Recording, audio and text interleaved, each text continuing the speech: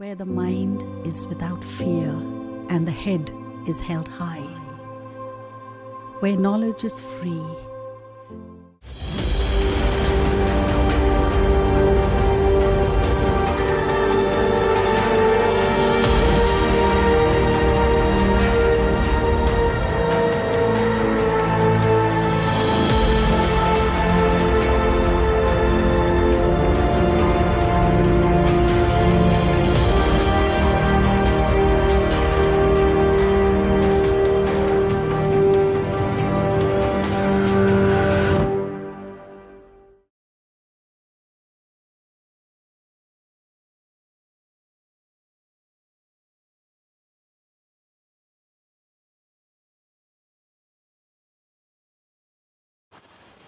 প্রিয় ছাত্রছাত্রী, আমার বিশ্বাস তোমরা ভালোই আছো। আজকে আবার আমি একাদশ শ্রেণীর দর্শন নিয়ে তোমাদের সামনে হাজির হয়েছি। দীর্ঘদিন যাবৎ আমরা এক কঠিন পরিস্থিতির মধ্য দিয়ে জীবনকে অতিবাহিত করছি, কারণ করোনা মহামারীর কারণে গোটা বিশ্ব আজ জর্জরিত।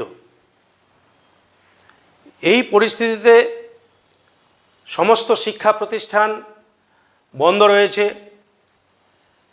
এই সময়কালে তোমরা যাতে তোমাদের পড়াশোনা চালিয়ে যেতে পারো, এই কারণে মালদা জেলা প্রশাসন এবং মালদা জেলা শিক্ষা বিভাগের উদ্যোগে অনলাইন ক্লাসের আয়োজন করা হয়েছে। এই অনলাইন ক্লাসে আমিও যে একজন সহযোগী, তাতে আমার খুবই ভালো লাগছে, কারণ এই সময়কালে তোমাদের আমরা কিছু সাহায্য করতে পারছি, যাতে তোমরা বাড়িতে বসেও পড়াশোনা করে যেতে পারো। আমি সঞ্জয় কুমার মণ্ডল, মানিকচক শিক্ষানিকেতনের দর্শন বিভাগের শিক্ষক। আমরা দীর্ঘদিন ধরে এই অনলাইন ক্লাস করছি। আমরা একেবারে শেষ পর্বে হাজির হয়েছি। আজকে একাদশ শ্রেণীর দর্শনের শেষ ক্লাস। অতএব এই ক্লাসটাকে তোমরা গুরুত্ব সহকারে দেখো, এবং যে অধ্যায়টা আলোচনা করব অত্যন্ত খুবই গুরুত্বপূর্ণ অধ্যায়। সেই অধ্যায়টার নাম হচ্ছে বস্তুবাদ এবং ভাববাদ।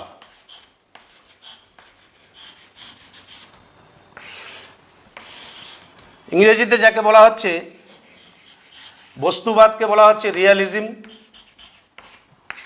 ভাববাদকে বলা হচ্ছে আইডিয়ালিজম।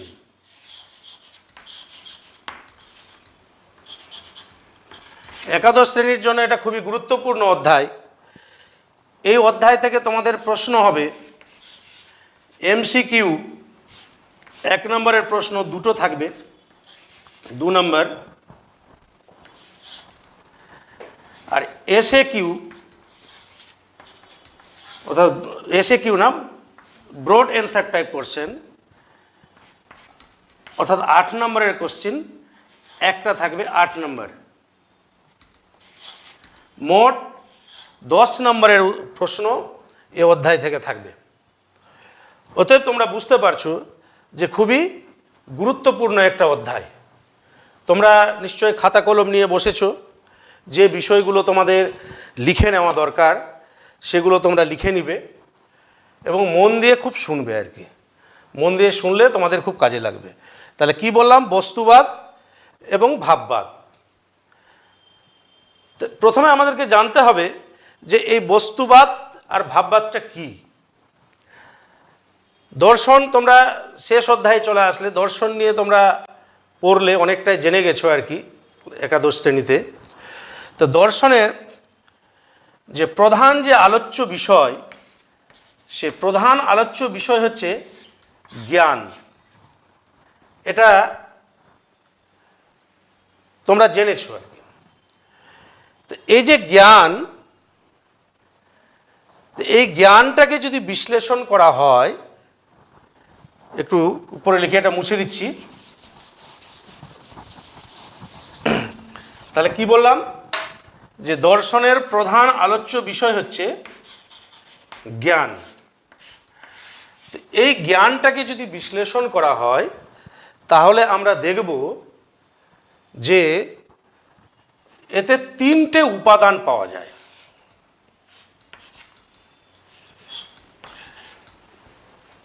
একটা হচ্ছে জ্ঞাতা, 2 নম্বর হচ্ছে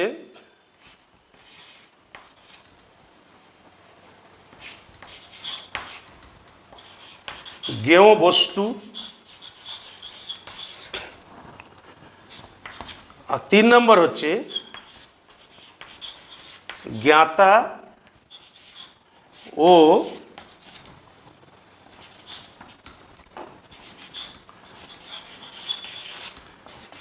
জ্ঞেয় বস্তুর মধ্যে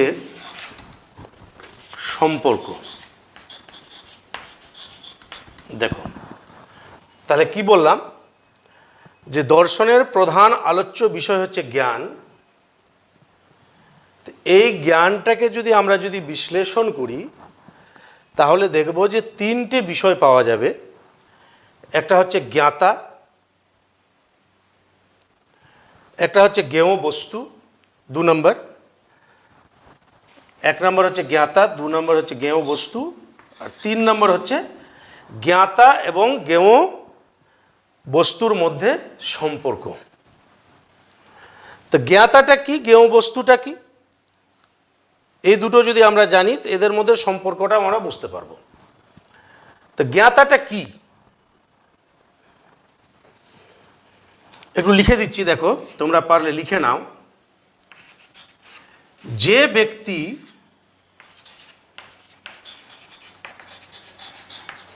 জ্ঞান লাভ করেন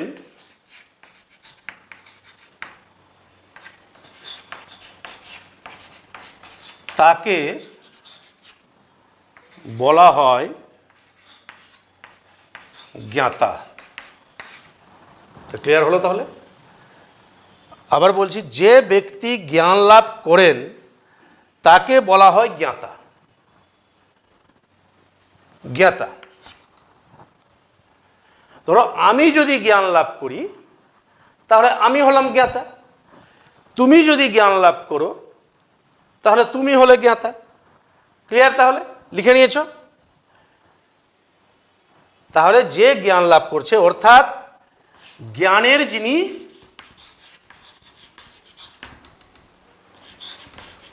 বা জ্ঞানের যিনি কর্তা, জ্ঞানের কর্তাকে বলা হচ্ছে জ্ঞাতা। এটা আশা করি বুঝতে অসুবিধা নেই। দ্বিতীয় পয়েন্ট হচ্ছে জ্ঞেয় বস্তু। জ্ঞেয় বস্তুটা কি? জ্ঞেয় বস্তুটা হচ্ছে যে বস্তু সম্পর্কে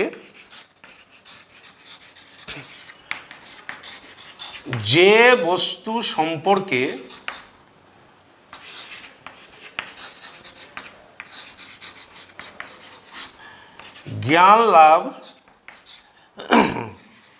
করা হয় তাকে বলে জ্ঞেয় বস্তু। এই যে দেখো লিখে নাও, যে বস্তু সম্পর্কে জ্ঞান লাভ করা হয় তাকে বলে জ্ঞেয় বস্তু। তার মানে ধরো যে তোমাদের সামনে ব্ল্যাকবোর্ডটা আছে, আমি যদি এই ব্ল্যাকবোর্ড সম্পর্কে যদি জ্ঞান লাভ করি তাহলে ব্ল্যাকবোর্ডটা হলো জ্ঞেয় বস্তু, আর আমি জ্ঞান লাভ করছি মানে আমি হলাম জ্ঞাতা। জ্ঞেয় বস্তুকে বা জ্ঞেয় বিষয় বলা হয়, মনে রাখবে, জ্ঞেয় বস্তু বা জ্ঞেয় বিষয়। তাহলে এই দুটো বিষয় তোমাদের ক্লিয়ার হয়ে গেছে যে জ্ঞাতা কি, জ্ঞেয় বস্তু কি। কিন্তু প্রশ্ন হচ্ছে এই যে জ্ঞাতা এবং জ্ঞেয় বস্তুর মধ্যে সম্পর্ককে নিয়ে। কি সম্পর্ককে নিয়ে? যে আমরা যে যে বস্তুটিকে আমরা জানি সেই বস্তুটি জ্ঞানকে বাদ দিয়ে, জ্ঞাতাকে বাদ দিয়ে পৃথকভাবে থাকতে পারে, না তার অস্তিত্ব জ্ঞাতার উপর নির্ভর করে? ক্লিয়ার হলো বিষয়টা কি? এই জ্ঞাতা এবং জ্ঞেয় বস্তুর সম্পর্ক নিয়ে পাশ্চাত্য দর্শনে প্রশ্ন উত্থাপিত হয়। কি? যে আমরা যে বস্তুটাকে জানি জ্ঞাতাকে বাদ দিয়ে, মানে আমাকে, আমি যদি জ্ঞাতা হয়, তুমি যদি জ্ঞাতা হও তুমি, তা আমাকে বা তোমাকে বাদ দিয়ে, এই যেমন ব্ল্যাকবোর্ডটা হচ্ছে জ্ঞেয় বস্তু, তো জ্ঞাতাকে বাদ দিয়ে জ্ঞেয় বস্তুটা পৃথকভাবে থাকতে পারে কি থাকতে পারে না? এই দুটো প্রশ্ন। এই দুটো প্রশ্নকে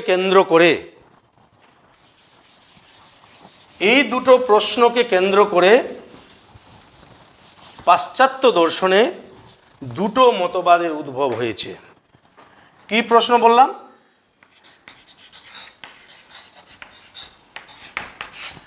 জ্ঞাতা ও জ্ঞেয় বস্তুর মধ্যে সম্পর্ক কি? এই প্রশ্নটাকে কেন্দ্র করে পাশ্চাত্য দর্শনের ইতিহাসে দুটো মতবাদের উদ্ভব হয়েছে। একটাকে বলা হচ্ছে বস্তুবাদ, আর একটাকে বলা হচ্ছে ভাববাদ। ক্লিয়ার হলো বিষয়টা কি? কি বললাম? যে জ্ঞাতা ও জ্ঞেয় বস্তুর মধ্যে সম্পর্ক কেন্দ্র করে যে প্রশ্ন উত্থাপিত হয়েছে। কি প্রশ্ন? যে আমরা যে বস্তুকে জানি জ্ঞাতাকে বাদ দিয়ে সেই বস্তুটা পৃথকভাবে থাকতে পারে কি না, আর জ্ঞাতার অস্তিত্ব, বস্তুর অস্তিত্ব জ্ঞাতার মনের উপর নির্ভর করে। যারা বলছে জ্ঞাতাকে বাদ দিয়ে বস্তু পৃথকভাবে থাকতে পারে, যেমন আমাকে বাদ দিয়ে ব্ল্যাকবোর্ডটা যদি আলাদাভাবে থাকতে পারে, যারা বলছে তাদের মতবাদের নাম হচ্ছে বস্তুবাদ। আর যারা বলছে যে না, জ্ঞাতাকে বাদ দিয়ে এই বস্তু পৃথকভাবে থাকতে পারে না, তাদের মতবাদের নাম হচ্ছে ভাববাদ। আর এই বস্তুবাদে বিশ্বাসী যারা, তাদেরকে বলা হচ্ছে বস্তুবাদী দার্শনিক।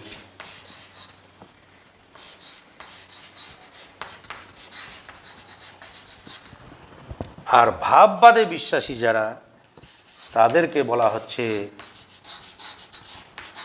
ভাববাদী দার্শনিক। ক্লিয়ার হলো এটুকুটা? এই বিষয়টা প্রথমে ঠিক করে নাও। দেখো তাহলে কি বললাম। তাহলে পাশ্চাত্য দর্শনের, এটা একটু সামারি করে নিই। পাশ্চাত্য দর্শনের ইতিহাসে প্রধান আলোচ্য বিষয় হচ্ছে জ্ঞান। জ্ঞানকে যদি বিশ্লেষণ করা হয় তাহলে তিনটে উপাদান পাওয়া যায়। একটা হচ্ছে জ্ঞাতা, একটা হচ্ছে জ্ঞেয় বস্তু, একটা হচ্ছে জ্ঞাতা এবং জ্ঞেয় বস্তুর মধ্যে সম্পর্ক। জ্ঞাতা কাকে বলছে? জ্ঞানের কর্তাকে বলছে জ্ঞাতা। জ্ঞেয় বস্তু কাকে বলা হয়? জ্ঞানের বিষয়কে বলা হয় জ্ঞেয় বস্তু।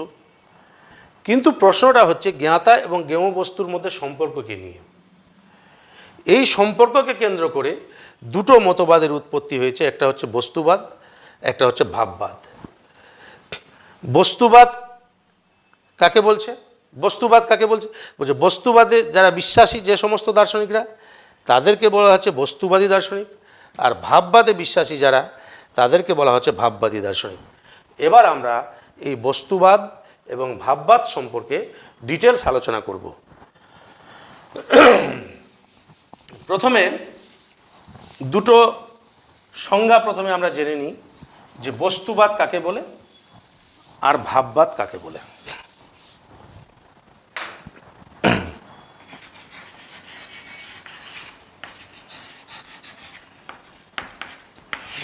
আমি ব্ল্যাকবোর্ডে লিখে দিচ্ছি, তোমরা পারলে লিখে নিবে।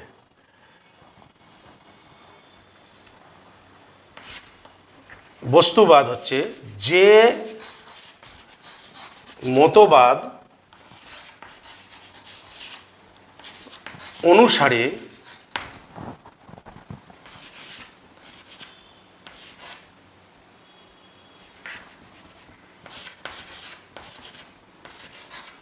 জ্ঞেয় বস্তুর, যে মতবাদ অনুসারে জ্ঞেয় বস্তুর বা জ্ঞেয় বস্তুকে তুমি বাহ্য বস্তুও বলতে পারো, বাহ্য বস্তুর মন নিরপেক্ষ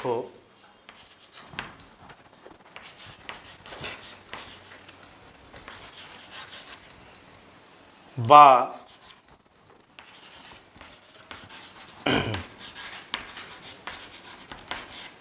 জ্ঞান নিরপেক্ষ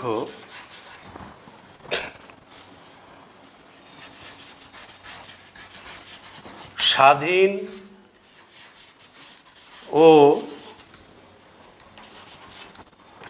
স্বতন্ত্র অস্তিত্ব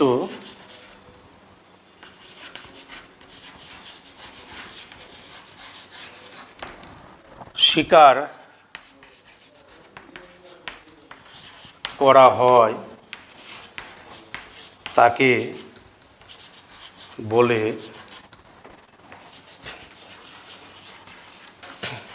বস্তুবাদ। কি বললাম? যে মতবাদ অনুসারে বাহ্য বস্তুর মন নিরপেক্ষ বা জ্ঞান নিরপেক্ষ স্বাধীন ও স্বতন্ত্র অস্তিত্ব স্বীকার করা হয় তাকে বলা হচ্ছে বস্তুবাদ। কি হলো?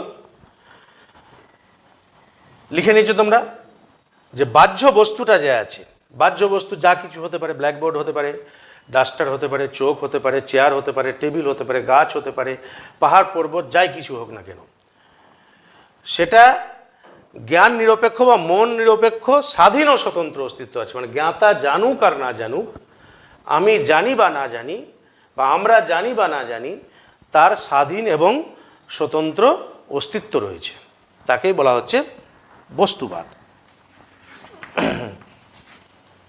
আর ভাববাদটা কি? ভাববাদটা হচ্ছে যে মতবাদ অনুসারে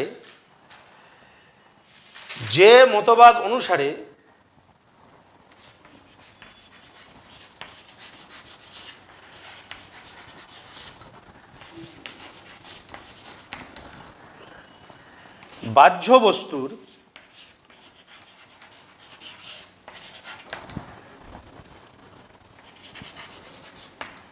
মন নিরপেক্ষ বা জ্ঞান নিরপেক্ষ মন নিরপেক্ষ বা জ্ঞান নিরপেক্ষ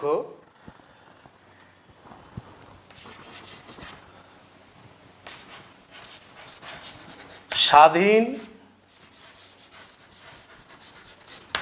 ও স্বতন্ত্র অস্তিত্ব নেই,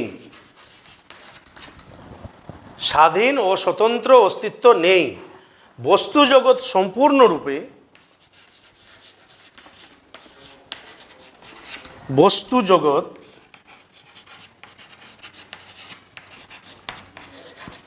সম্পূর্ণরূপে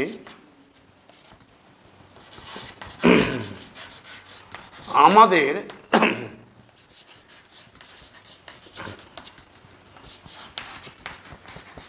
মনের উপর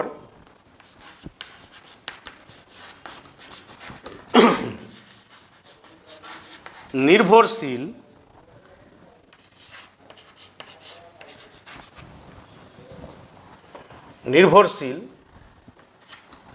তাকে ভাববাদ বলে। দেখো দুটো সংজ্ঞা। তাহলে কি বললাম? ভাববাদ যে মতবাদ অনুসারে বাহ্য বস্তুর মন নিরপেক্ষ বা জ্ঞান নিরপেক্ষ স্বাধীন ও স্বতন্ত্র অস্তিত্ব নেই, বস্তু জগৎ সম্পূর্ণরূপে আমাদের মনের উপর নির্ভরশীল, সেই মতবাদকে বলা হয় ভাববাদ। ক্লিয়ার হলো তাহলে দুটো সংজ্ঞা? আশা করি লিখে নিয়েছো তোমরা। এই দুটো সংজ্ঞাকে মনে রাখার চেষ্টা করবে। এবার আমরা বস্তুবাদ প্রথমে ডিটেলস আলোচনা করব, তারপরে ভাববাদ ডিটেলস আলোচনা করব। তাহলে বস্তুবাদটা ক্লিয়ার হলো? তাহলে মূল বিষয় হচ্ছে যে বস্তুবাদের যে বাহ্যিক জগতের যত বস্তু আছে, চেয়ার, টেবিল, গাছপালা, ব্ল্যাকবোর্ড, ডাস্টার, পাহাড়, পর্বত, নদী, নালা যা আছে, একটা সমুদ্রের নিচে একটা পাথরের নুড়িও থাকতে পারে। বস্তুবাদের মূল কথা হচ্ছে যে এই যে সমস্ত বস্তুগুলো, অসংখ্য বস্তু, এই বস্তুগুলোর অস্তিত্ব আমাদের জানার উপর নির্ভর করে না। এই বস্তুগুলো স্বাধীন এবং স্বতন্ত্রভাবে তারা থাকতে পারে। এই যে বস্তুবাদ, এই বস্তুবাদে যারা বিশ্বাসী, একটু আগে বললাম আর কি, তাদেরকে বলা হচ্ছে বস্তুবাদী দার্শনিক। তো জানতে হবে যে বস্তুবাদী দার্শনিক কারা কারা। কয়েকজন বস্তুবাদীর নাম। বস্তুবাদী দার্শনিক কারা কারা রয়েছেন?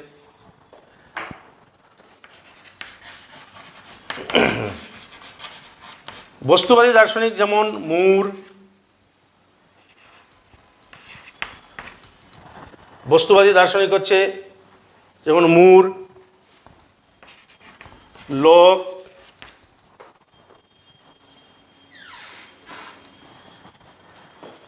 মুর, Locke, Perry, Marvin, Perry, Marvin, strong,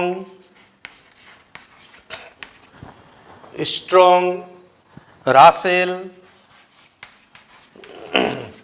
এরা হচ্ছে বস্তুবাদী দার্শনিক প্রমুখ। আরও রয়েছেন কে? মুর, Locke, Perry, Marvin, Strong, Rasel প্রমুখ, এরা হচ্ছে বস্তুবাদী দার্শনিক। এই যে বস্তুবাদী দার্শনিকদের বা বস্তুবাদের যে মূল বক্তব্যগুলো কি কি, বস্তুবাদের মূল বক্তব্য আমাদের আলোচনার বিষয়। মূল বক্তব্য, 1 নাম্বার, বাহ্য জগতে, এগুলো তোমরা পয়েন্টগুলো লিখে রাখবে, অসংখ্য বস্তু রয়েছে।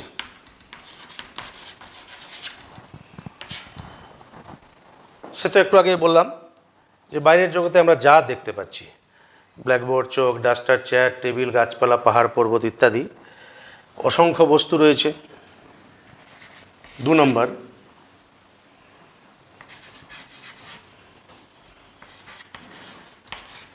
বাহ্য বস্তুর মূল বক্তব্যগুলো কি কি উঠে আসলো। বাহ্য বস্তুর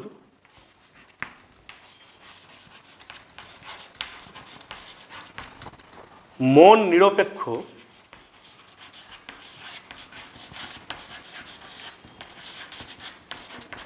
অস্তিত্ব রয়েছে।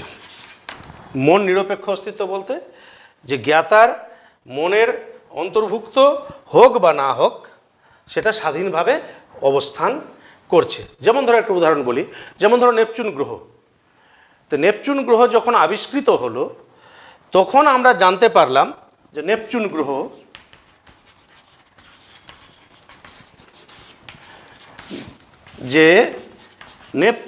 একটা রয়েছে। কিন্তু যখন আবিষ্কৃত হয়নি, তখন কি নেপচুন গ্রহ কি ছিল না? ছিল, আমরা জানতাম না। এটাই হচ্ছে বস্তুবাদীদের মূল বক্তব্য। 3 নম্বর,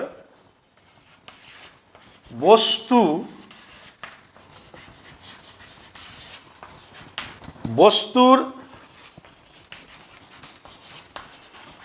জ্ঞানকে প্রভাবিত করে। এই যে কোনো একটা বস্তু আমরা বস্তুকে প্রভাবিত করছি না, জ্ঞাতা বস্তুকে প্রভাবিত করছে না, বস্তু বস্তুর জ্ঞানকে প্রভাবিত করছে। এই যেমন ব্ল্যাকবোর্ডটা যদি না থাকতো তাহলে ব্ল্যাকবোর্ডের জ্ঞান আমাদের হতো না। কথাটা বোঝা গেল কি? 4 নম্বর, জ্ঞাতা ও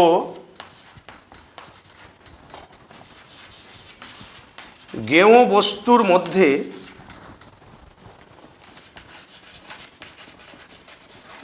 সম্পর্ক, জ্ঞাতা ও জ্ঞেয় বস্তুর মধ্যে সম্পর্ক, যেটা যে বিষয়টাকে কেন্দ্র করে দুটো মতবাদের উৎপত্তি হয়েছে। কিরকম সম্পর্ক? এদের মধ্যে সম্পর্ক হচ্ছে বাহ্যিক সম্পর্ক। এটা তাহলে বুঝতে হবে। তাহলে সম্পর্ক কি দু রকম হয়, একটা হচ্ছে আন্তর বা আভ্যন্তরীণ সম্পর্ক, আর একটা হচ্ছে বাহ্যিক সম্পর্ক। আন্তর বা আভ্যন্তরীণ সম্পর্ক আর একটা হচ্ছে বাহ্যিক সম্পর্ক। দুটো সম্পর্ক আগে বুঝে নিই, তারপরে আমাদের ভাববাদটাও বুঝতে অসুবিধা হবে। আন্তর সম্পর্ক কীরকম?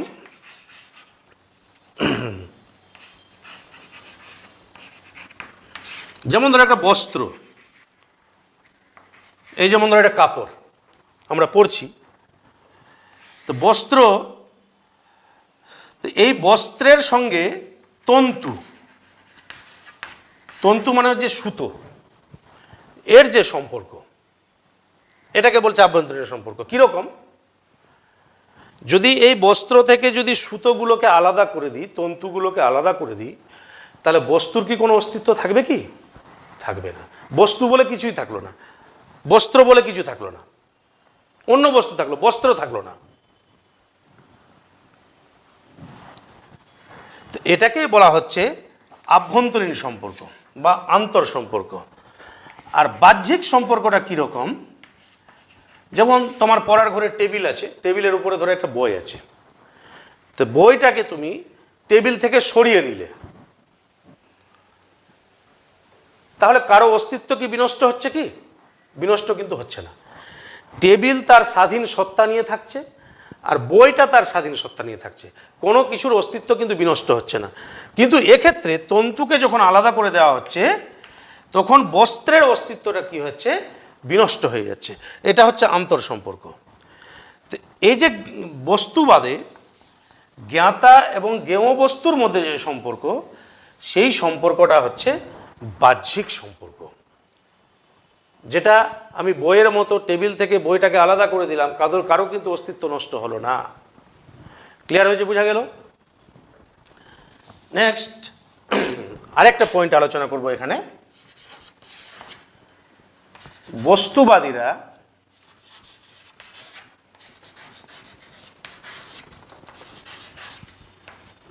বহুত্ববাদী। বস্তুবাদীরা হচ্ছে বহুত্ববাদী। কেন বহুত্ববাদী বলা হয়? যে এরা অসংখ্য বস্তুর অস্তিত্বকে স্বীকার করছে, বাইরের জগতে অসংখ্য বস্তু রয়েছে, এই জন্য এদেরকে বলা হচ্ছে বস্তুবাদী দার্শনিক, বহুত্ববাদী দার্শনিক। আবার ক্লিয়ার হলো? আরেকবার বলে নিই তাহলে। এটা বস্তুবাদের মূল বক্তব্যগুলো কি কি? বাইরের জগতে অসংখ্য বস্তু রয়েছে। 2 নম্বর, বাহ্য বস্তুর মন নিরপেক্ষ অস্তিত্ব আছে। 3 নম্বর,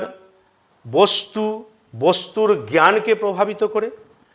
4 নম্বর, জ্ঞাতা ও জ্ঞেয় বস্তুর মধ্যে সম্পর্ক।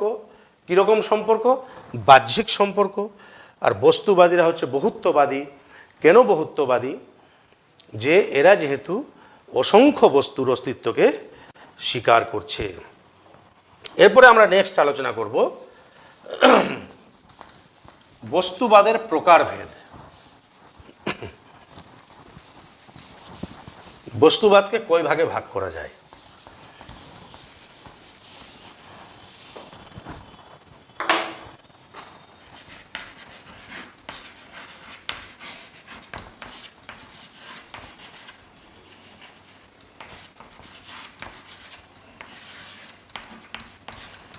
বস্তুবাদকে প্রধানত দুটো ভাগে ভাগ করা হয়।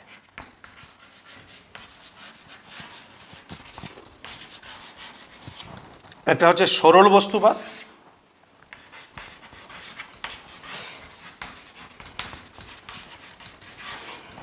একটা সরল বস্তুবাদ, আর একটা হচ্ছে প্রতিরূপী বস্তুবাদ।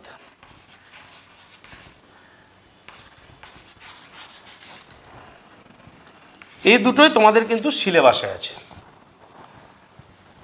একটা হচ্ছে সরল বস্তুবাদ আর একটা হচ্ছে প্রতিরূপী বস্তুবাদ। আর আরও বস্তুবাদ দেখা যায়, যেমন ধরো নব্য বস্তুবাদ, 4 নম্বর হচ্ছে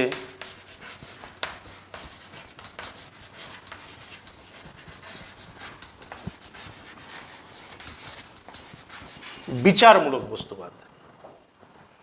তাহলে বস্তুবাদের প্রকারভেদ কি কি? সরল বস্তুবাদ, প্রতিরূপী বস্তুবাদ, নব্য বস্তুবাদ, আর হচ্ছে বিচারমূলক বস্তুবাদ। এবার আমরা এই বস্তুবাদগুলো আলোচনা করব। কোনটা আলোচনা করব? যে দুটো বস্তুবাদ, প্রধান দুটো বস্তুবাদ তোমাদের সিলেবাসে রয়েছে, সরল বস্তুবাদ এবং প্রতিরূপী বস্তুবাদ। তো সরল বস্তুবাদ কি আর প্রতিরূপী বস্তুবাদ কি এবং তাদের মূল বক্তব্য কি, কোন দার্শনিকরা এই মতবাদগুলোকে সমর্থন করে, সেই বিষয়ে আমরা একে একে যাব। তাহলে প্রথমে আমি সরল বস্তুবাদ আলোচনা করি।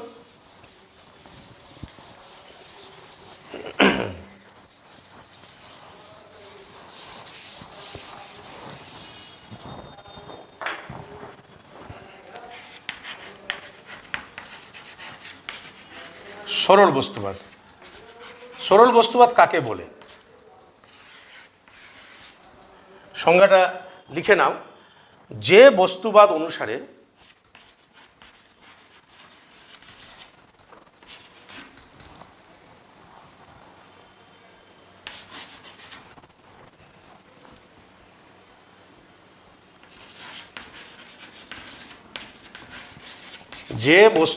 অনুসারে বাহ্য বস্তুর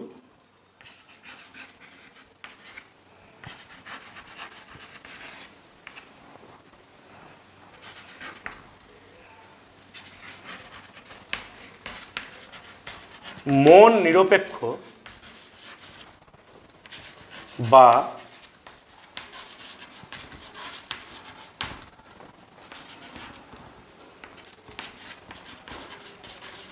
জ্ঞান নিরপেক্ষ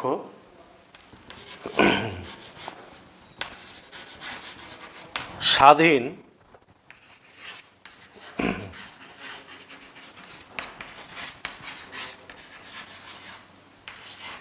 ও স্বতন্ত্র অস্তিত্ব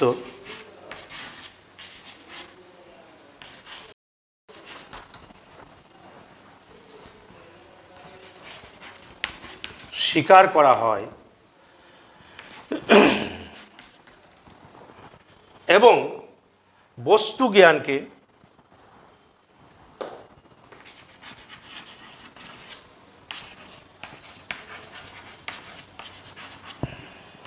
সরাসরি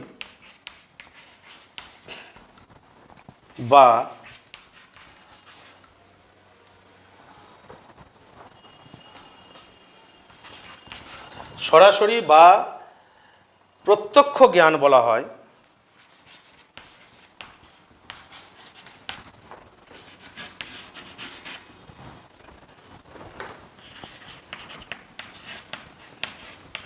তাকে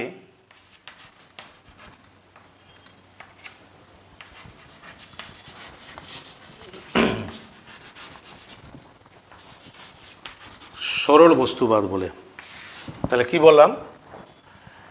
সংজ্ঞাটা এইটুকু দেখো, আগের সংজ্ঞার মতো আছে। যে বস্তুবাদ অনুসারে বাহ্য বস্তুর মন নিরপেক্ষ বা জ্ঞান নিরপেক্ষ, স্বাধীন ও স্বতন্ত্র অস্তিত্ব স্বীকার করা হয় এবং বস্তু জ্ঞানকে সরাসরি বা প্রত্যক্ষ জ্ঞান বলা হয়, তাকে সরল বস্তুবাদ বলে।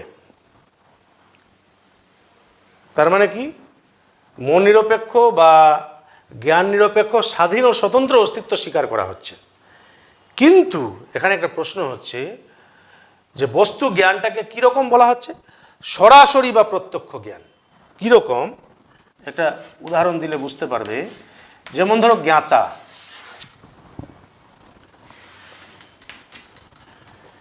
এখানে হচ্ছে জ্ঞেয় বস্তু,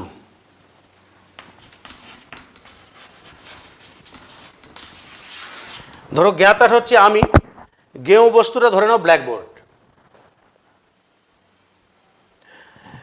জ্ঞেয় বস্তুটা হচ্ছে ব্ল্যাকবোর্ড। তো ব্ল্যাকবোর্ডটাকে আমি দেখছি কিভাবে দেখছি? ইন্দ্রিয় প্রত্যক্ষের মাধ্যমে দেখছি, প্রত্যক্ষের মাধ্যমে দেখছি। ইন্দ্রিয় প্রত্যক্ষের মাধ্যমে দেখার পরেই আমার কিন্তু বস্তু জ্ঞান হচ্ছে। জ্ঞাতা একটা বস্তুকে দেখছে, যেমন আমি ব্ল্যাকবোর্ডকে দেখছি ইন্দ্রিয়ের মাধ্যমে, চক্ষুর ইন্দ্রিয়ের মাধ্যমে, যে কোনো ইন্দ্রিয়ের মাধ্যমে হতে পারে। এবং তার যে জ্ঞান, তখন যে সরাসরি যে জ্ঞানটা হলো, এই জন্য একে বলা হচ্ছে সরাসরি বা প্রত্যক্ষ জ্ঞান বলা হয়, সরল বস্তুবাদের মাধ্যমে পাওয়া জ্ঞানকে। এই যে সরল বস্তুবাদ, সরল বস্তুবাদকে আরও বিভিন্ন নামে অভিহিত করা হয় আর কি। যেমন সরল বস্তুবাদকে লৌকিক বস্তুবাদ বলে।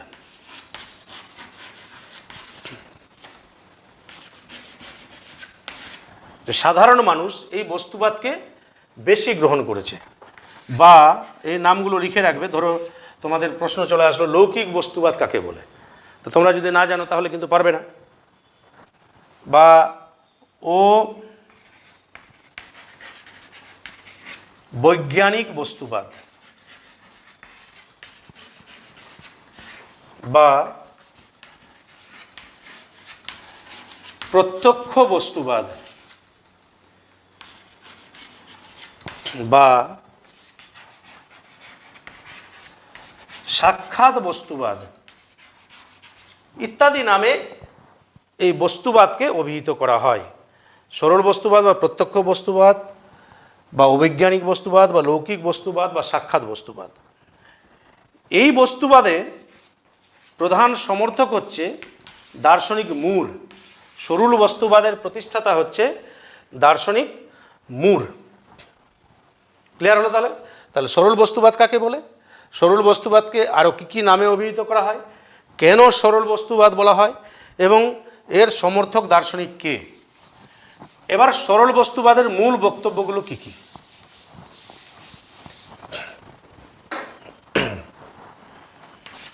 সরল বস্তুবাদের মূল বক্তব্য কি কি? এক নম্বর, যেমন বস্তুবাদের যে কথা, বাহ্য জগতে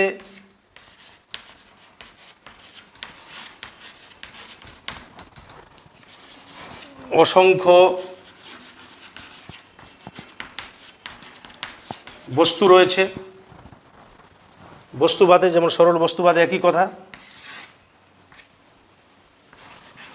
বাহ্য বস্তুর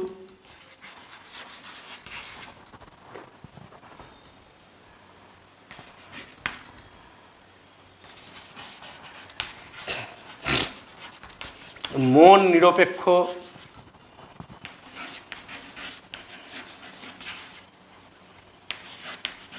অস্তিত্ব আছে, এটা কিন্তু বস্তুবাদেরও কথা। 3 নম্বর,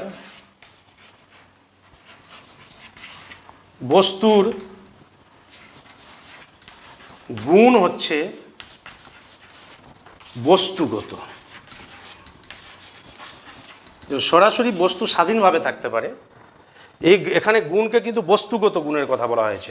আমরা যখন প্রতিরূপী বস্তুবাদ যখন আলোচনা করব, তখন গুণকে কিন্তু বস্তুগত এবং মনোগত দুটোই বলা হয়েছে। এখানে গুণকে বলা হচ্ছে বস্তুগত।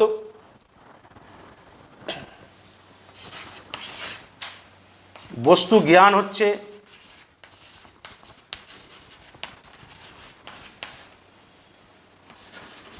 প্রত্যক্ষ জ্ঞান।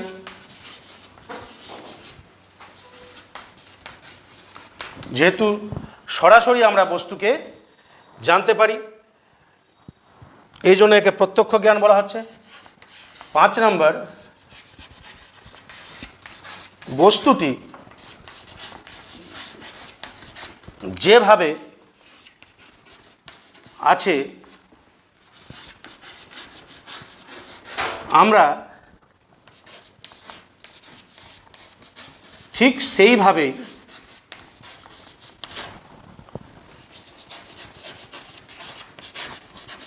বস্তুটিকে জানি। যেহেতু মানে আমরা যেহেতু বস্তুকে প্রভাবিত করছি না, সেই কারণে বস্তু যেভাবে থাকুক না কেন আমরা ঠিক সেইভাবেই জানি। তাহলে কি হলো তাহলে সরল বস্তুবাদের মূল বক্তব্য? বাহ্য জগতে অসংখ্য বস্তু রয়েছে, বাহ্য বস্তুর মন নিরপেক্ষ অস্তিত্ব আছে। 3 নম্বর, বস্তুর গুণ হচ্ছে বস্তুগত। 4 নম্বর, বস্তু জ্ঞান হচ্ছে প্রত্যক্ষ জ্ঞান। আর 5 নম্বর, বস্তুটি যেভাবে আছে আমরা বস্তুটিকে ঠিক সেইভাবেই জানতে পারি। ক্লিয়ার হলো তাহলে বিষয়টা? তাহলে সরল বস্তুবাদ সম্পর্কে তোমাদের আর কি বলেছি? সরল বস্তুবাদ কাকে বলে? সরল বস্তুবাদের দার্শনিককে, সমর্থক দার্শনিককে। দার্শনিক মুর হচ্ছে সরল বস্তুবাদের সমর্থক দার্শনিক। এবার আমরা আলোচনা করব প্রতিরূপী বস্তুবাদ।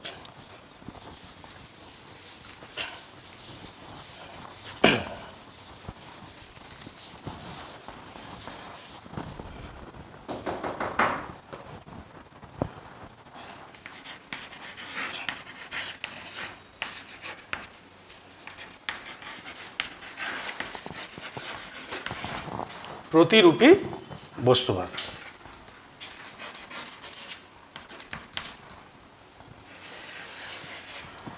তাহলে প্রতিরূপী বস্তুবাদ কাকে বলে? প্রথমে সংজ্ঞাটা তোমরা জেনে নাও, আমি ব্ল্যাকবোর্ডে লিখে দিচ্ছি। যে বস্তুবাদ অনুসারে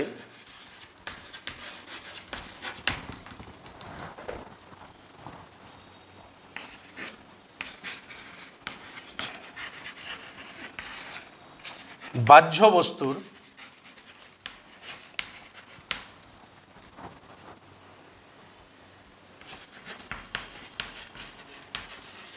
মন নিরপেক্ষ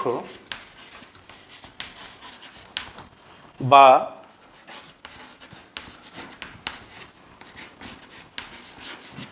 জ্ঞান নিরপেক্ষ, স্বাধীন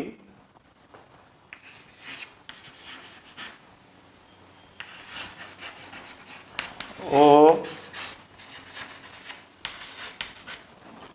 স্বতন্ত্র অস্তিত্ব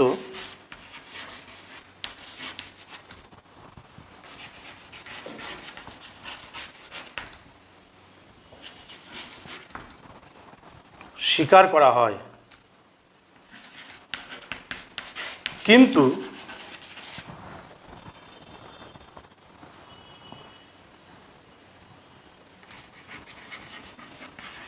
বস্তু জ্ঞানকে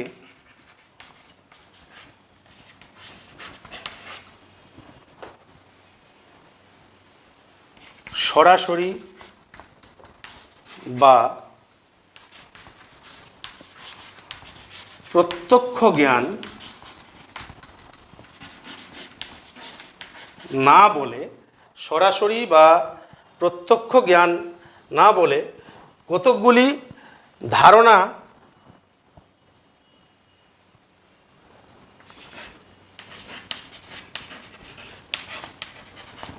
এখানে একটু মিস্টেক, সরাসরি বা প্রত্যক্ষভাবে না জেনে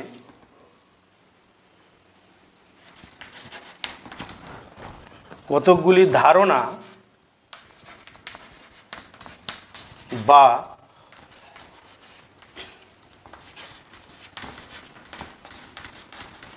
প্রতিরূপের মাধ্যমে জানি তাকে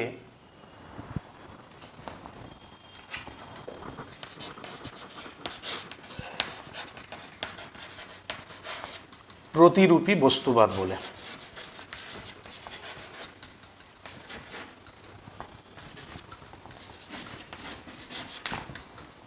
তাহলে কি হলো? তাহলে লিখে নিয়েছিল তোমরা নিশ্চয়, যে কি বলছে তাহলে? যে বস্তুবাদ অনুসারে বাহ্য বস্তুর মন নিরপেক্ষ বা জ্ঞান নিরপেক্ষ, স্বাধীন ও স্বতন্ত্র অস্তিত্ব স্বীকার করা হয়, কিন্তু বস্তু জ্ঞানকে সরাসরি বা প্রত্যক্ষভাবে না জেনে কতকগুলি ধারণা বা প্রতিরূপের মাধ্যমে জানি, তাকে বলা হচ্ছে বস্তুবাদ, প্রতিরূপী বস্তুবাদ। সরল বস্তুবাদের ক্ষেত্রে আমরা কি দেখেছিলাম, যে একটা বস্তুকে আমরা সরাসরি বা প্রত্যক্ষভাবে ইন্দ্রিয় প্রত্যক্ষের মাধ্যমে জানি, কিন্তু প্রতিরূপী বস্তুবাদ অনুসারে আমরা একটা বস্তুকে সরাসরি বা ইন্দ্রিয় প্রত্যক্ষের মাধ্যমে কিন্তু জানতে পারি না। কিভাবে জানি আমরা? ধারণা বা প্রতিরূপের মাধ্যমে। কীরকম? একটা উদাহরণ দেখালে তোমরা বুঝতে পারবে।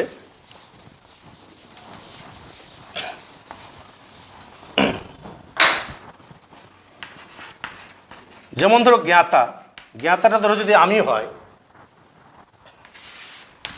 আর এখানে বস্তু রয়েছে, ধরো বস্তুটা হচ্ছে ব্ল্যাকবোর্ড,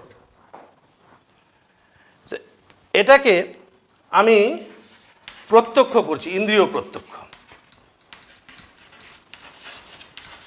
ধরো দেখছি আমি, তো দেখার পরে কি হচ্ছে, যে সরল বস্তুবাদের ক্ষেত্রে আমরা সরাসরি বস্তু জ্ঞান হয়ে যেত, কিন্তু এখানে কিন্তু বস্তু জ্ঞান হচ্ছে না। ইন্দ্রিয় প্রত্যক্ষ করার পর মনে একটা ধারণা বা প্রতিরূপ তৈরি হচ্ছে মনের ভিতরে, ধারণা বা প্রতিরূপ তৈরি হচ্ছে। তারপরে আমরা সেই ধারণা বা প্রতিরূপকে আমরা জানি, তারপরে আমাদের বস্তু জ্ঞান হলো। সরাসরি কিন্তু আমাদের প্রত্যক্ষ জ্ঞান কিন্তু হচ্ছে না, ধারণা বা প্রতিরূপের মাধ্যমে আমরা বস্তুটাকে জানি। তো এই যে প্রতিরূপী বস্তুবাদ, এই প্রতিরূপী বস্তুবাদের প্রবক্তা হচ্ছে দার্শনিক লোক। তার একটা বিখ্যাত গ্রন্থ এন এসে, বইটার নাম লিখে রাখবে, কনসার্নিং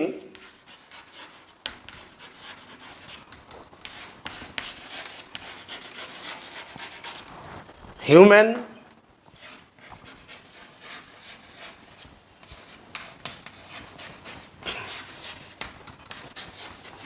আন্ডারস্ট্যান্ডিং। এন এসে কনসার্নিং হিউম্যান আন্ডারস্ট্যান্ডিং বলে একটা গ্রন্থ। সেই গ্রন্থে কিন্তু প্রথমে তিনি প্রতিরূপী বস্তুবাদের কথা বলেছেন, যে সরল বস্তুবাদের যে ভুল ত্রুটি, সেই ভুল ত্রুটিটাকে দূর করবার জন্য দার্শনিক লোক প্রতিরূপী বস্তুবাদের কথা বলেছেন। এবার আমরা দেখে নিব যে এই প্রতিরূপী বস্তুবাদের মূল বিষয়গুলো কি কি।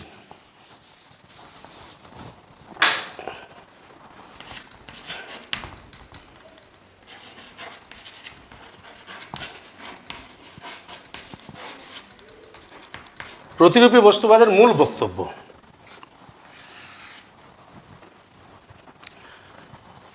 এক নম্বর,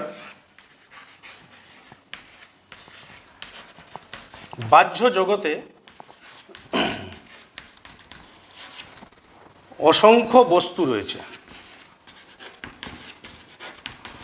যেটা সরল বস্তুবাদে বলা হয়েছে, যে বাহ্য জগতে গাছপালা, মানুষ, পশু পাখি ইত্যাদি অসংখ্য বস্তু রয়েছে।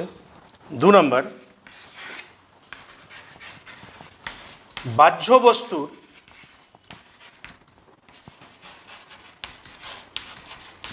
মন নিরপেক্ষ বা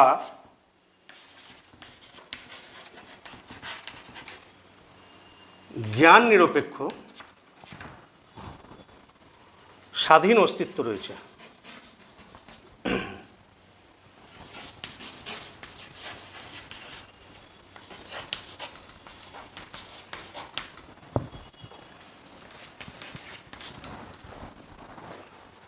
মানে জ্ঞাতাকে বাদ দিয়েও যে কোনো বস্তু স্বাধীনভাবে থাকতে পারে। প্রতিরূপী বস্তুবাদে 2টি গুণের কথা বলা হয়েছে। 2 প্রকার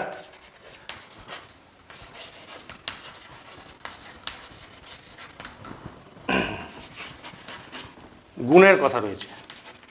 কি কি? এক নম্বর হচ্ছে মুখ্য গুণ, যেটাকে বলা হয় প্রাইমারি কোয়ালিটিস। 2 নম্বর হচ্ছে গৌণ গুণ।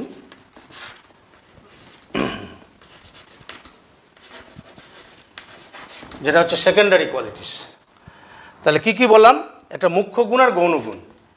তো মুখ্য গুণটা কি আর গৌণ গুণটা কি? মুখ্য গুণ হচ্ছে বস্তুগত, আর গৌণ গুণ হচ্ছে মনোগত। মুখ্য গুণ কি? যে গুণগুলো দ্রব্যে বর্তমান থাকে। যেমন ধরো একটা বস্তু যদি আমি ব্ল্যাকবোর্ড ধরি, বা ধরো যদি ডাস্টার ধরি, যেমন এর আকার, এর আকৃতি, গতি, বিস্তৃতি ইত্যাদি, এগুলোকে বলা হচ্ছে মুখ্য গুণ বা প্রাইমারি কোয়ালিটিস।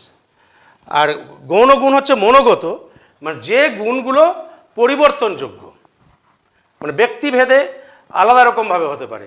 যেমন ধরো রূপ, রস, গন্ধ ইত্যাদি। যেমন একটা বস্তুর ধরো একটা বস্তু আছে, যে ভারী একটা বস্তু, একজন দুর্বল লোকের কাছে সেটা খুব ভারী বলে মনে হবে যে একটা বস্তু, বা যদি একজন সবল লোক থাকে তার কাছে কিন্তু হালকা বলে মনে হতে পারে। এই গুণ হচ্ছে যেমন গৌণ গুণ। যেমন ধরো এটা কোনো কিছু আমি খেলাম, আমার কাছে টেস্টটা খুব ভালো লাগতে পারে, স্বাদটা খুব ভালো লাগতে পারে, কারো কাছে সেই স্বাদটা ভালো নাও লাগতে পারে। একটা রং কারো কাছে ভালো লাগতে পারে, অন্যজনের কাছে নাও লাগতে পারে। মানে এই গৌণ গুণ হচ্ছে পরিবর্তনযোগ্য গুণ। 4 নম্বর, বস্তুর জ্ঞান হচ্ছে পরোক্ষ জ্ঞান।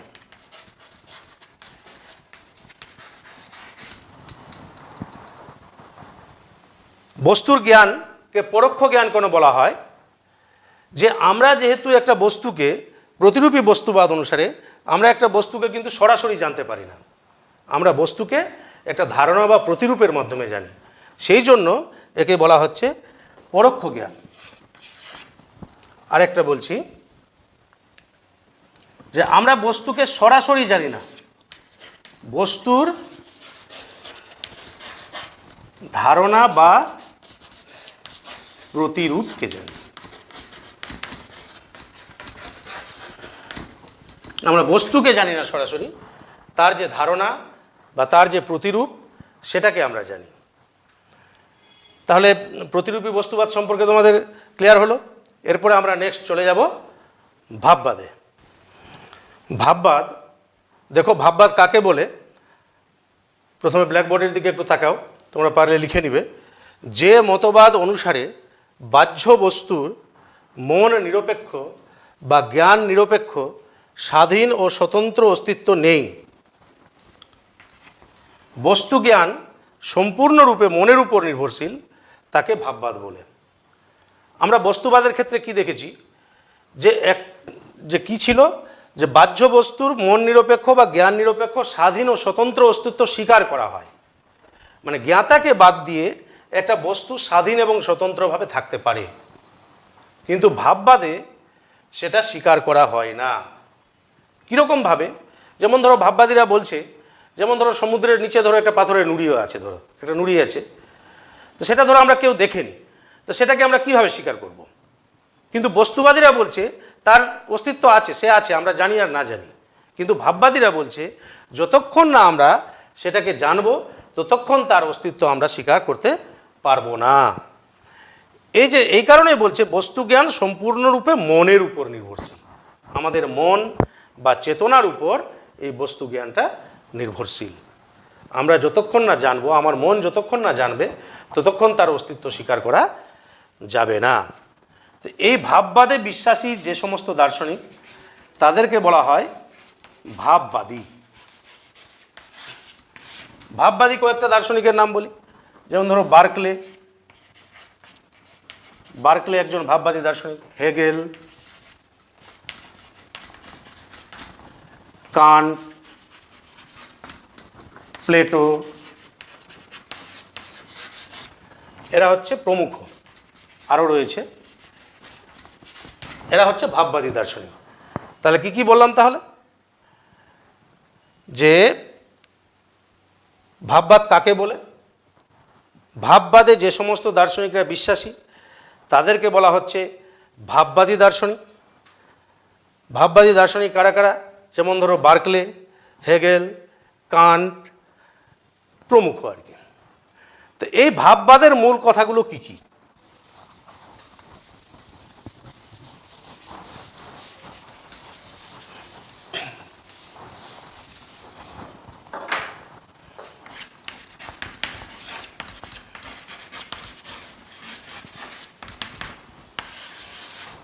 এক নম্বর, বাহ্য বস্তুর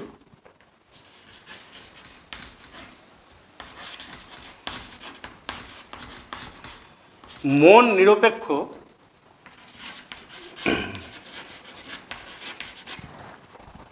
অস্তিত্ব নেই। মন নিরপেক্ষ অস্তিত্ব নেই মানে জ্ঞাতাকে বাদ দিয়ে বা মনকে বাদ দিয়ে বাহ্য বস্তু কিন্তু, বাইরের বস্তু কিন্তু থাকতে পারে না। কারণ যতক্ষণ না আমরা তাকে জানবো ততক্ষণ তাকে ভাববাদীরা স্বীকার করছে না। 2 নম্বর,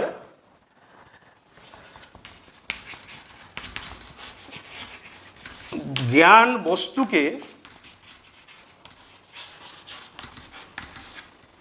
প্রভাবিত করে। বস্তুবাদের ক্ষেত্রে আমরা কি দেখেছিলাম? যে বস্তুবাদের ক্ষেত্রে আমরা দেখেছিলাম বস্তু জ্ঞানকে প্রভাবিত করে, কিন্তু ভাববাদের ক্ষেত্রে জ্ঞান বস্তুকে প্রভাবিত করে। 3 নম্বর, জ্ঞাতা ও জ্ঞেয় বস্তুর মধ্যে সম্পর্ক। জ্ঞাতা ও জ্ঞেয় বস্তুর মধ্যে সম্পর্ক বস্তুবাদ আলোচনার ক্ষেত্রে আমরা বলেছিলাম যে জ্ঞাতা ও জ্ঞেয় বস্তুর মধ্যে 2 ধরনের সম্পর্ক দেখা যায়। একটা হচ্ছে আন্তর বা আভ্যন্তরীণ সম্পর্ক, আর একটা হচ্ছে বাহ্যিক সম্পর্ক। আন্তর বা আভ্যন্তরীণ সম্পর্ক বস্ত্রের সঙ্গে তন্তুর সম্পর্ক।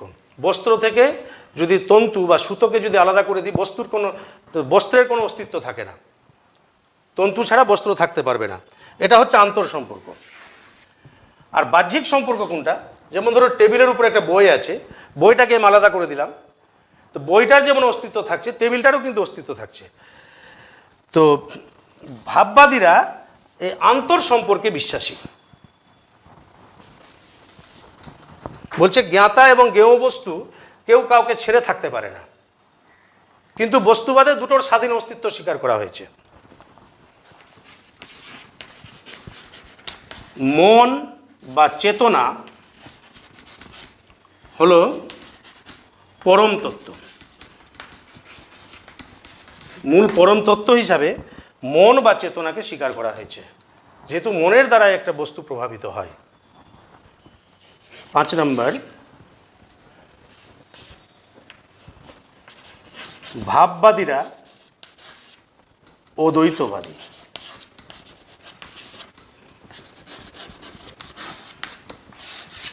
অদ্বৈতবাদী কেন? যেমন বস্তুবাদীরা ছিল বহুত্ববাদী, অসংখ্য বস্তুর অস্তিত্ব স্বীকার করেছে, কিন্তু এখানে এর মূল হচ্ছে মন বা চেতনা হচ্ছে পরম তত্ত্ব। এই কারণে এদেরকে বলা হয় অদ্বৈতবাদী দার্শনিক। ক্লিয়ার হলো তাহলে? কি বললাম তাহলে ভাববাদের মূল বক্তব্য? যে বাহ্য বস্তুর মন নিরপেক্ষ অস্তিত্ব নেই, জ্ঞান বস্তুকে প্রভাবিত করে, বস্তু জ্ঞানকে প্রভাবিত করে না। 3 নম্বর, জ্ঞাতা ও জ্ঞেয় বস্তুর মধ্যে সম্পর্ক কীরকম সম্পর্ক? আন্তর সম্পর্ক। 4 নম্বর, মন বা চেতনা হলো পরম তত্ত্ব। 5 নম্বর হচ্ছে ভাববাদীরা অদ্বৈতবাদী। নেক্সট,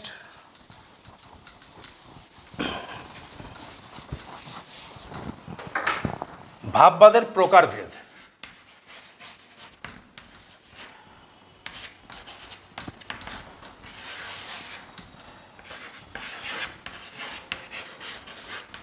ভাববাদকে মূলত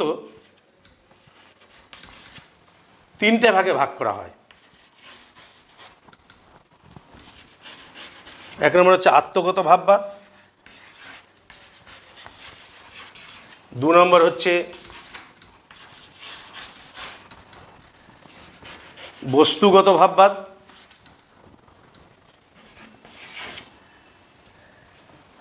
দু নম্বর হচ্ছে বস্তুগত ভাববাদ, 3 নম্বর হচ্ছে সবিচার ভাববাদ।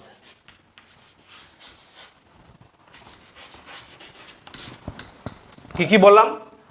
আত্মগত ভাববাদ, বস্তুগত ভাববাদ এবং সবিচার ভাববাদ। এই 3টে ভাববাদ কাকে বলে? আত্মগত ভাববাদ কাকে বলে? যে ভাববাদ অনুসারে জ্ঞাত বিষয়ের অস্তিত্ব ও স্বরূপ ব্যক্তি মনের উপর নির্ভর করে, তাকে বলা হচ্ছে আত্মগত ভাববাদ। কি বললাম? যে ভাববাদ অনুসারে জ্ঞাত বিষয়ের অস্তিত্ব এবং স্বরূপ ব্যক্তি মনের উপর নির্ভর করে, তাকে বলা হচ্ছে আত্মগত ভাববাদ। এই আত্মগত ভাববাদের প্রবক্তা হচ্ছে দার্শনিক বার্কলে।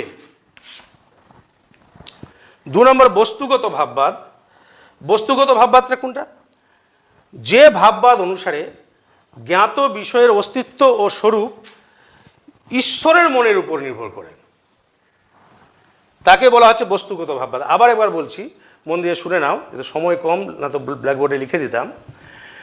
যে ভাববাদ অনুসারে জ্ঞাত বিষয়ের অস্তিত্ব এবং স্বরূপ ঈশ্বরের মনের উপর নির্ভর করে, তাকে বলা হচ্ছে বস্তুগত ভাববাদ। এই ভাববাদের প্রবক্তা হচ্ছে দার্শনিক হেগেল। এবার হচ্ছে সবিচার ভাববাদ। সবিচার ভাববাদ কি?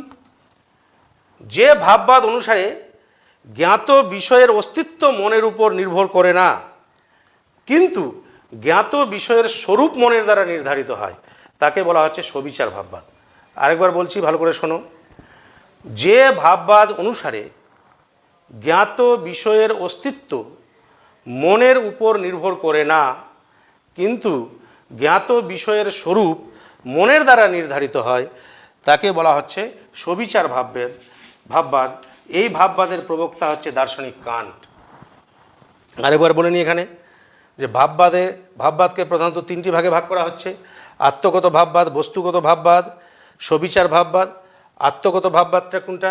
যে ভাববাদ অনুসারে জ্ঞাত বিষয়ের অস্তিত্ব স্বরূপ ব্যক্তি মনের উপর নির্ভর করে, এর প্রবক্তা হচ্ছে বার্কলে। বস্তুগত ভাববাদ কোনটা? যে ভাববাদ অনুসারে জ্ঞাত বিষয়ের অস্তিত্ব স্বরূপ ঈশ্বরের মনের উপর নির্ভর করে, এর প্রবক্তা হচ্ছে হেগেল। আর সবিচার ভাববাদ কোনটা? যে ভাববাদ অনুসারে জ্ঞাত বিষয়ের অস্তিত্ব মনের উপর নির্ভর করে না, কিন্তু জ্ঞাত বিষয়ের স্বরূপ মনের দ্বারা নির্ধারিত হয়, তাকে বলা হচ্ছে সবিচার ভাববাদ। এর প্রবক্তা হচ্ছে দার্শনিক কান্ট। আর এক ধরনের ভাববাদ দেখা যায়, যেটা হচ্ছে প্লেটোর ভাববাদ। দার্শনিক প্লেটো একটা ভাববাদের কথা বলেছেন। তো এই ভাববাদগুলোর মধ্যে আমাদের সিলেবাসে রয়েছে আত্মগত ভাববাদ। এই আত্মগত ভাববাদটা আজকে আলোচনা করে আজকের ক্লাস শেষ করব। একটু তোমরা ধৈর্য ধরে থাকো। যে ভাববাদ অনুসারে জ্ঞাত বিষয়ের অস্তিত্ব স্বরূপ ব্যক্তি মনের উপর নির্ভর করে, তাকে বলা হচ্ছে আত্মগত ভাববাদ। এই আত্মগত ভাববাদের প্রবক্তা হচ্ছে দার্শনিক বার্কলে। তো বার্কলে ছিলেন একজন গির্জার ধর্মযাজক, মানে গির্জার পুরোহিত। তো ঠিক সপ্তদশ অষ্টাদশ শতক নাগাদ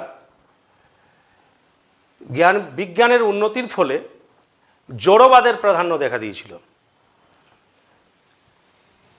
ঈশ্বরবাদ থেকে মানুষের মন জড়বাদের দিকে ধাবিত হচ্ছিল। যেহেতু বার্কলে ছিলেন একজন গির্জার ধর্মযাজক বা পুরোহিত, সেই কারণে এই জড়বাদের দিক থেকে মানুষের মনকে ঘুরিয়ে দেওয়ার জন্য তিনি একটা ভাববাদের প্রবর্তন করলেন, যে ভাববাদটাকে বলা হচ্ছে আত্মগত ভাববাদ। তো এই যে আত্মগত ভাববাদ, তার বার্কলে একটা বই লিখেছিলেন। বইটার নাম হচ্ছে প্রিন্সিপলস অফ হিউম্যান নলেজ।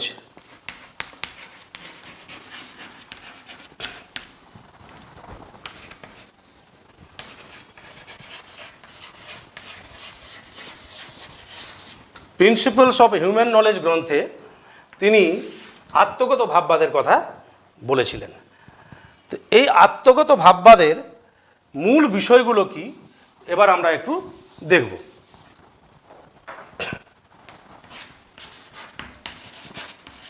একটু হয়তো তোমাদের অসুবিধা হচ্ছে, একটু তাড়াতাড়ি আমি আলোচনা করছি, যেহেতু বেশি সময় নেই আর কি।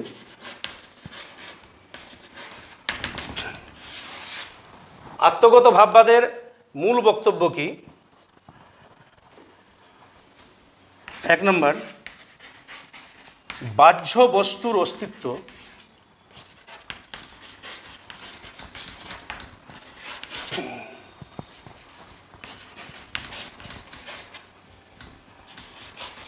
ব্যক্তি মনের উপর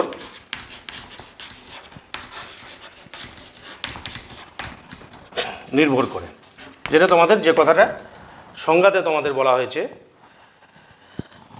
2 নম্বর, বাহ্য বস্তু হলো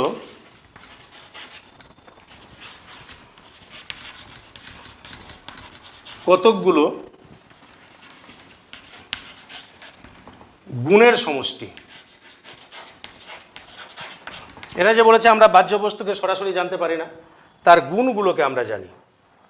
বার্কলে বলেছেন, আত্মগত ভাববাদের প্রতিষ্ঠাতা বার্কলে বলেছেন বাহ্য বস্তুকে আমরা সরাসরি জানতে পারি না, তার গুণগুলোকে জানতে পারি। যেমন কি ধরনের? যেমন ধরো চিনি, চিনির গুণ কি কি?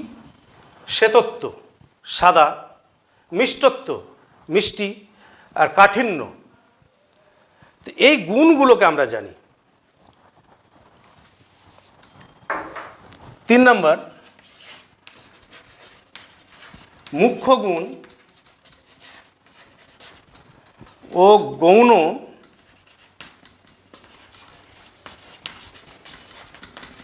গুণের মধ্যে পার্থক্য অযৌক্তিক।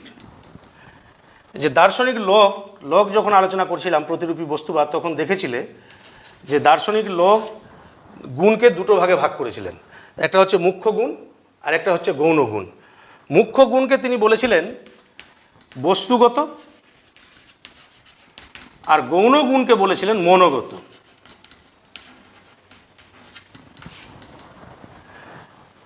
তো দার্শনিক বার্কলে বলছেন যে গুণের যে দুটো প্রকারভেদ, সেই দুটো গুণের প্রকারভেদ নয়, গুণ হচ্ছে একটাই, সেটা হচ্ছে মনোগত। বস্তুগত গুণ বলে কিছু নেই, সব কিছু যেহেতু মনের দ্বারা নির্ধারিত হয়, সেই কারণে তিনি বলেছেন যে সব বস্তুর গুণ হচ্ছে মনোগত। 4 নম্বর,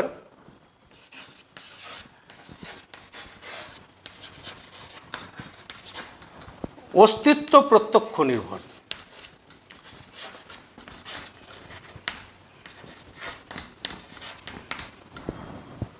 বার্কলের ভাববাদের মূল কথা হচ্ছে এটা যে অস্তিত্ব প্রত্যক্ষ নির্ভর, অর্থাৎ এসে এস্ট, এটাকে ইংরেজিতে বলা হয় এসে এস্ট পার্সিপি। এ কথার অর্থটা কি?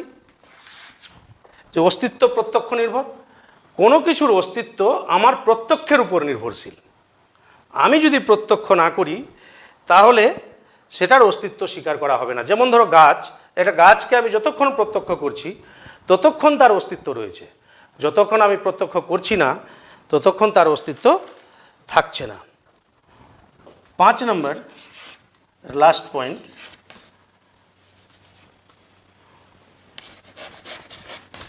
বার্কলের ভাববাদে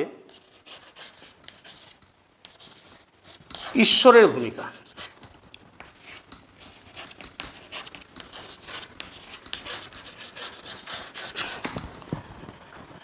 গুরুত্বপূর্ণ পয়েন্ট, যে বার্কলে তার ভাববাদ আলোচনা করতে গিয়ে তিনি ব্যক্তি মনের কথা বলেছেন, ঈশ্বরের কথা কিন্তু কোথাও বলেননি। তাহলে এক্ষেত্রে কি দেখা গেছে যে তার যে ভাববাদ, তার ভাববাদ অহং সর্বস্ববাদে পরিণত হয়েছে। অহং সর্বস্ব মানে অহমিকাপূর্ণ। তাছাড়া যদি বার্কলের যদি আত্মগত ভাববাদকে যদি আমরা স্বীকার করে নিই তাহলে দেখা যাবে যে বহু বস্তুর অস্তিত্ব যেগুলো আমার মনের গোচর হয়নি সেগুলোর অস্তিত্ব কিন্তু জানা যাচ্ছে না। এই জন্য কিছু দার্শনিক তার ভাববাদের সমালোচনা করেছেন। যখন বার্কলে তার এই ত্রুটিটা বুঝতে পারলেন যে না আমি ভুল করে ফেলেছি, তখন তিনি তার ভাববাদে ঈশ্বরের আবির্ভাব ঘটালেন। তখন তিনি বললেন যেগুলো আমরা প্রত্যক্ষ করতে পারি না সেগুলো ঈশ্বর প্রত্যক্ষ করে থাকেন। তার মানে বার্কলে আলটিমেট কিন্তু সমস্ত বস্তুর অস্তিত্ব আমার মন না হলেও ঈশ্বরের মনের মাধ্যমে কিন্তু সমস্ত বস্তুর অস্তিত্বটাকে স্বীকার করেছেন। আজকে যে আলোচনা, আমরা শেষ অধ্যায় আলোচনা শেষ করলাম। প্রথমে তোমাদের বলেছিলাম যে অধ্যায় থেকে দুটো এমসিকিউ কোশ্চেন হবে আর একটা ব্রড কোশ্চেন হবে। তোমরা এটা খুব ভালোভাবে পড়ো, মন দিয়ে এই ক্লাসটা তোমরা ভালোভাবে দেখবে। এতে যদি তোমাদের কোনো অসুবিধা হয়, বইটা ভালো করে পড়ো। তারপরেও যদি তোমাদের অসুবিধা থাকে, তাহলে তোমাদের বিদ্যালয়ের যে ফিলোসফির যে শিক্ষক রয়েছেন তার সঙ্গে তোমরা যোগাযোগ করবে। আশা করি তোমাদের অসুবিধা দূর হবে। আর এই সময়কালে তোমরা মন দিয়ে বাড়িতে পড়াশোনা করো। বেশি প্রয়োজন না থাকলে বাড়ির বাইরে বেরোবে না। তোমরা ভালো থেকো, সুস্থ থেকো। আজকে তোমাদের দর্শনের সিলেবাস এখানে শেষ করা হচ্ছে।